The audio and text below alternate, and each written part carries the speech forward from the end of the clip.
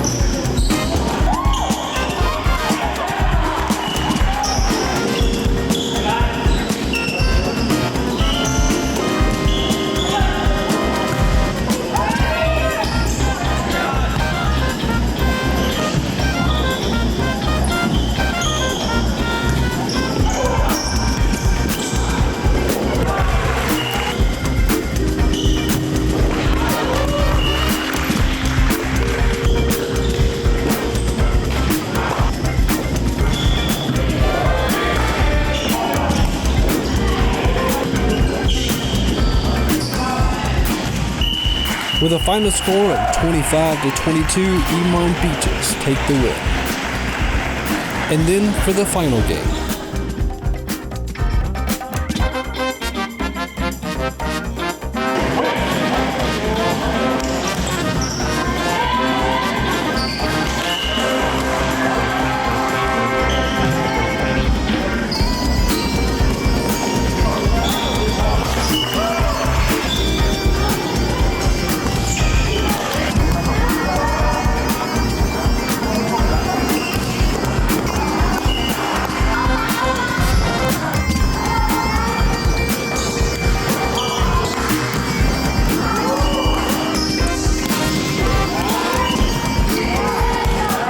With the final scoring of 15-7, Gerbers take the win and are crowned volleyball champions.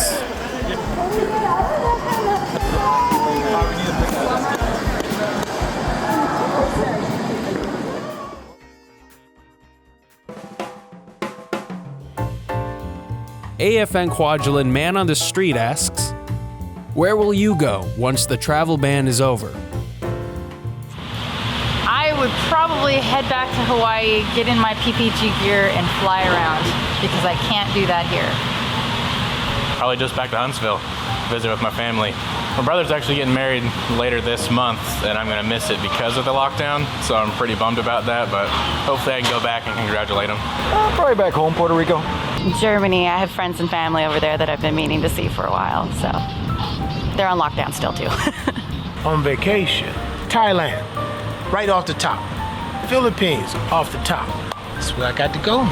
I'd like to get to Oklahoma City and possibly Pennsylvania. 2 reasons: to see my girlfriend overseas and to see my family and friends, see how they're doing. Rough times.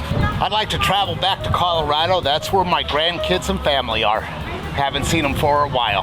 I want to go to Japan so I can go shopping, do more shopping. And then I want to go to Korea and then see my family. Maybe South Africa? Yeah, they have a really good braai. It's like their version of barbecue. It's the best barbecue I've ever had, so yeah. Maybe we'll go get some sushi in Hawaii. That sounds pretty good. Nothing too exciting. We love it here. We love it here. I don't really need to leave yet, so I'm good. Everybody's been telling me that Pompeii's really pretty. I'd like to go there. That's probably the first place I'll go with Pompeii. They say there's like a waterfall tour or something, so I'll probably do that. More than likely going to go home, and that would be because I have to take care of a home at home back in Arizona. So that's the first one. If I can do travel after that, Fiji. Back Kansas City, see my kids and grandkids. Back to Greece. Back to Greece, absolutely. The islands are absolutely a magical place. The water is just amazing. The people are awesome, and the food's great, and just the culture is very rich, and it's just a really, really amazing place. That's part of my culture, so I'm like, oh, woo-hoo. Madagascar, because of the Disney movie. I want to go to Hawaii, man. I want to see them beaches. Home for a while. Hadn't been there in a while, so Alabama. Other than that, who knows? We all want to get to our next destination. So please, Islanders, keep washing your hands.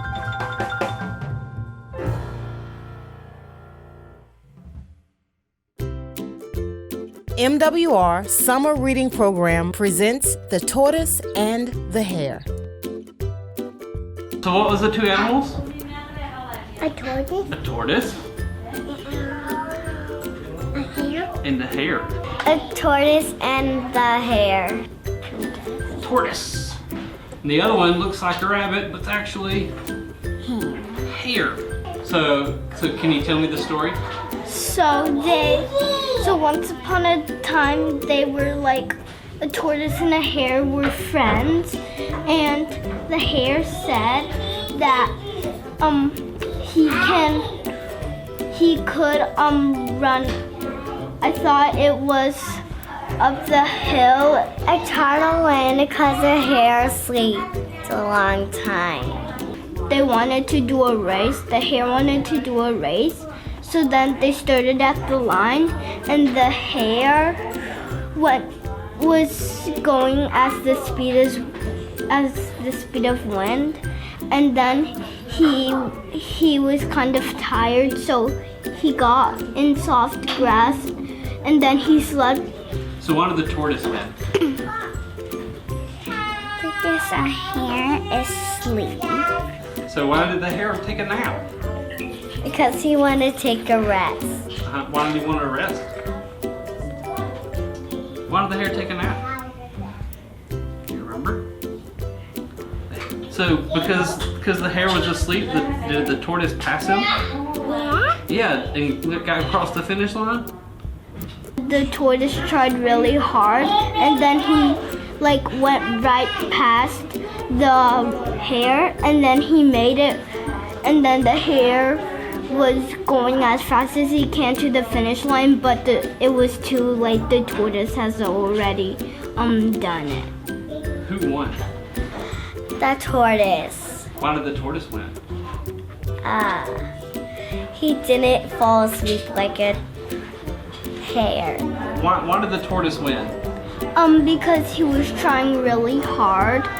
He was trying his best to go as fast as he could, instead of just giving up and stuff.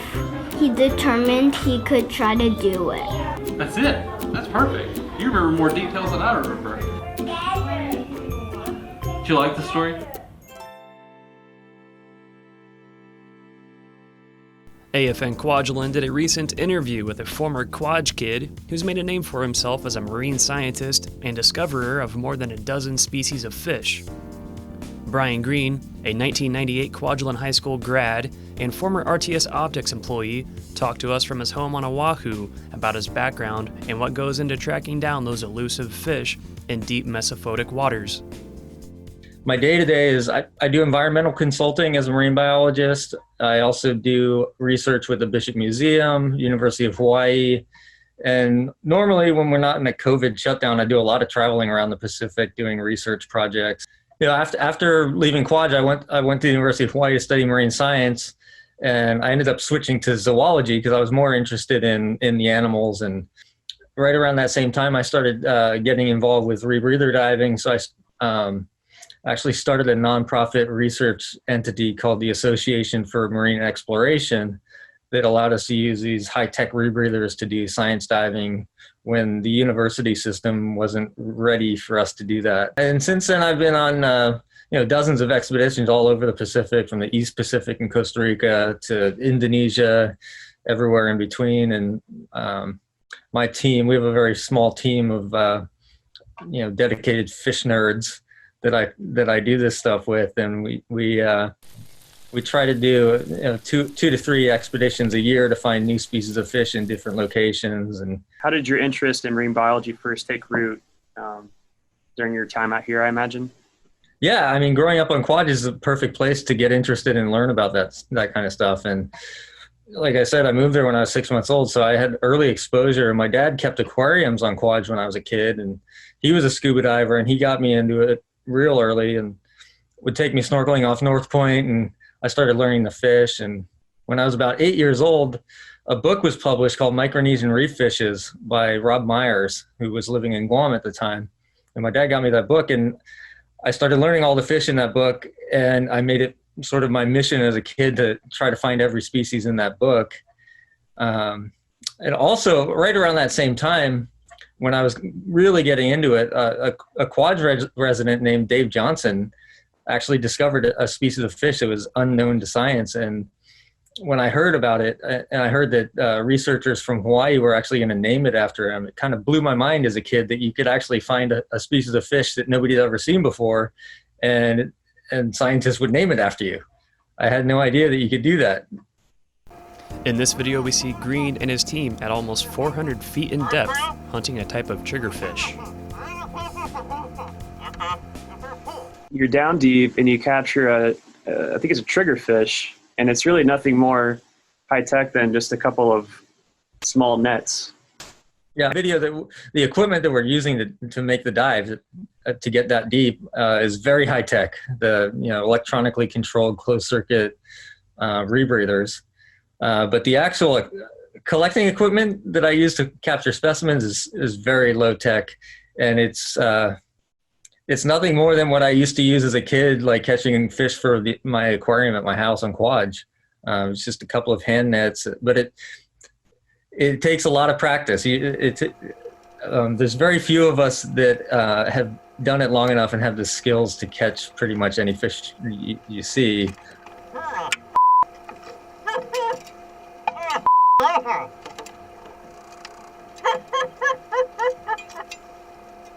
On this expedition to the Philippines, Green and his team captured a new species, and his colleagues named it after Green. Yeah, that's actually, that was a new species of wrasse that I found in the Philippines at about 350 feet. And we had known about that species ahead of time, but it was the first time we actually collected specimens. And I wasn't involved with the science on that actual publication, but my colleagues did end up naming it after me. Well, you have a fish named after you. It exists in the ecosystem. How does that feel? It's a cool feeling. I actually have two. There's another one from Kiribati, so just southeast of the Marshall Islands. So yeah, two fish named after me. I mean, it's a thrill and it's a great honor to have that happen. Yeah, especially being a fish nerd. Fish nerd may be an understatement, as we see here.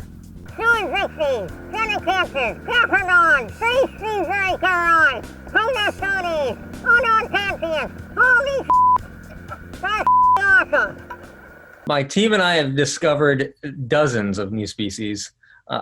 I've personally given names to 13 new species. Most of them from Micronesia. A few of them, the specimens came from the Marshall Islands. Where did you find those species in the Marshalls, like here on Kwajalein Atoll? Yeah, a few of them. Yeah, actually behind Carlson Island. Yeah. That's nice and deep over there. Yeah, it gets really deep. I swear it was right at 130 feet. When you discover a new species, you get to name it. Green named this Tosonoides after his mother, Aunt Patrice. And in 2016, Green and his team discovered another Tosonoides. My partner Richard and I found that in the Northwest Hawaiian Islands in 2016. And we named it Tosonoides Obama after the president. I am deeply honored to have this fish named after me. How do I pronounce the first part of it? Oh, that's easy. Tosonoides. Tosonoides Obama Pyle, Green and Kosaki, 2016.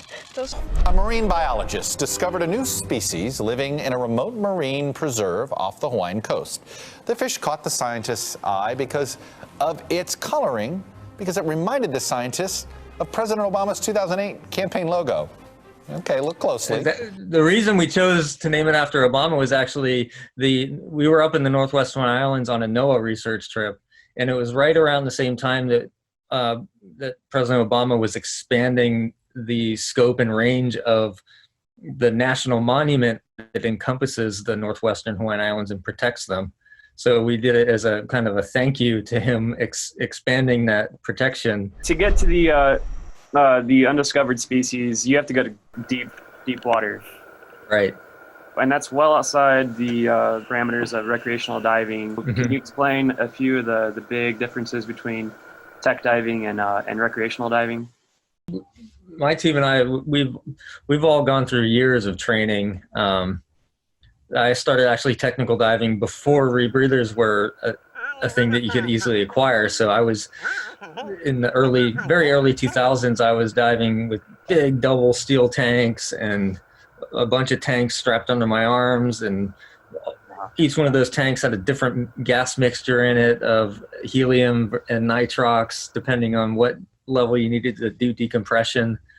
But around 2002, I switched over to these electronically controlled closed circuit rebreathers, which are high tech, and there's a lot of parts that can break and a lot of things can go wrong. But it's the most efficient way of doing these kind of deep dives, because with the rebreather, you're breathing your own breath, recycling it over and over again, so you're not wasting any gas.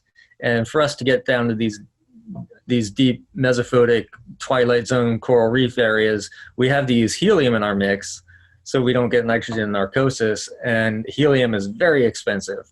So if you're using normal scuba with a helium mixture, you're just wasting a lot of money, and helium's hard to get in a lot of places that we do our expeditions. So the rebreathers have really changed the way, and they're actually the only way we can, economically explore these deep reefs.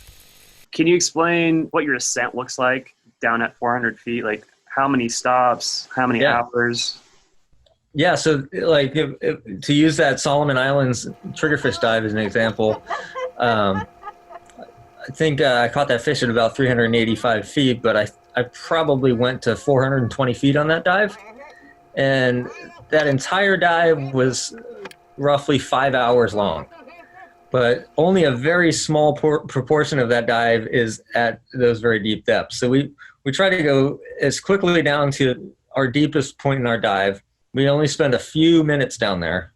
And then the majority of the dive is a very slow creeping decompression ascent back to the surface. So by the time, I would say 20 or 30 minutes into the dive, we're already on our way into our decompression profile, and we'll stop every 10 feet for the next 4.5 hours to slowly decompress. Here in Hawaii and up in the Northwestern Islands and some of the other places that we dive, where we dive on seamounts, decompression is not so fun. So you only see the bottom when you're at the bottom, and then the next 4 hours you're hanging in blue water, hoping a big shark doesn't show up. Since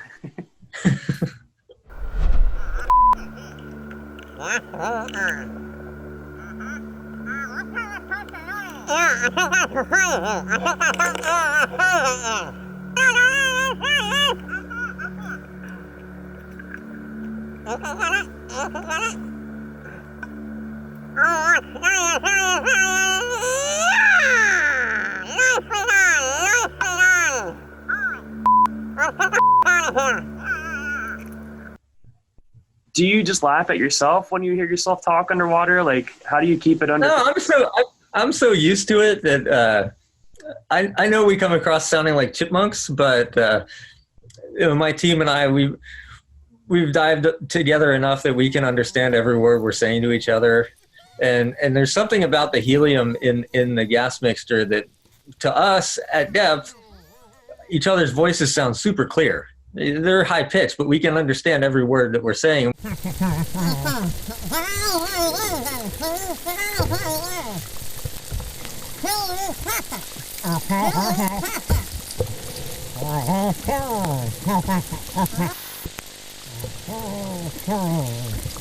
We're not using electronic communication equipment or anything like that, or headsets. We're just talking with the rebreather.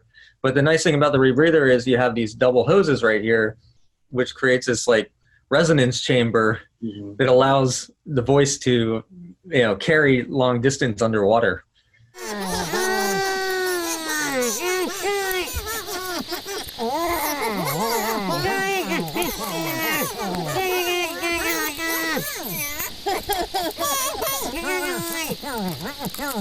I see you guys like kind of competing to catch fish. Right. I don't know what you guys are doing in this Dirty Starfish video, but can you explain a little bit about the camaraderie of your team and? Yeah, I mean, well, to put that dive in context was, that was in the Northwest Hawaiian Islands on a NOAA cruise, and we had this amazing 3D multi-beam sonar bathymetry image of this amazing site we were going to dive. And when we got to the site and we dropped over the side and we actually got down to the bottom, it was just a sand flat. So the boat had dropped us in the wrong spot. But we're committed. We're at 330 feet, so we're already committed to the dive. We're going to do hours of decompression no matter what.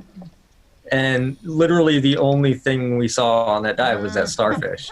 So it was kind of it was an inside joke basically, but it was fun. So how deep have you gone, and where was this? Officially 501 feet, and that was at Ponape actually. So do you guys have any intention or desire at all to kind of approach the world record, which I think is close to 1,000 feet? I have no desire. I honestly, I don't do this kind of diving to break records or anything. And if I wasn't interested in the fish, I wouldn't even risk it. I know a lot of guys get into this kind of diving because it's kind of a macho thing, but I don't see it that way. I use this kind of diving as a tool to, study the organisms and explore the ecosystems that I'm interested in. Finally, Green encourages folks to keep on diving, setting goals, and keeping alive the spark that got them interested in scuba in the first place.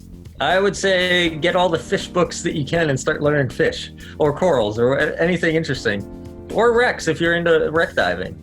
Just, I think if you want to stay interested in diving, then have a goal, have a mission, like I do, like finding fish. I've seen people get burned out from diving, and it's because they didn't have a mission. Like, buy a camera, start taking pictures underwater, make it fun. A big thanks to Brian Green for shining some light on the adventures of deep diving and fish science.